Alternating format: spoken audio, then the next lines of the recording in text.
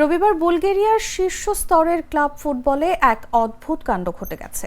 সাবেক এক ফুটবলারের মৃত্যু হয়েছে ভেবে নিয়ে প্রথম সারির ক্লাব আর্দা কারজালির ফুটবলাররা রবিবার মাঠে নামার আগে 1 মিনিট নীরবতাও পালন করে। পরে জানা গেছে সেই ফুটবলারের মৃত্যু হয়নি। এই ঘটনায় ক্লাবটি দুঃখ প্রকাশ করেছে। বুলগেরিয়ান লিগে রবিবার মুখোমুখি হয়েছিল আর্দা কারজালি এবং লেভস্কি সোফিয়া।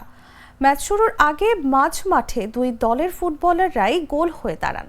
পেতকো গানশেভের সম্মানে তারা মাথা নিচু করে 1 মিনিটের নীরবতা পালন করেন।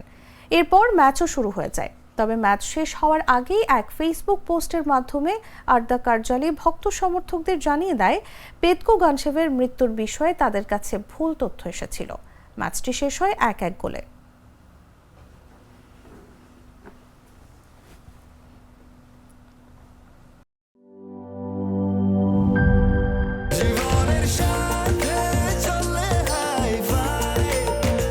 স্বাস্থ্যকর অল টাইম ফ্যামিলি কেক, সব সময় অল টাইম হেলদি লাইফ।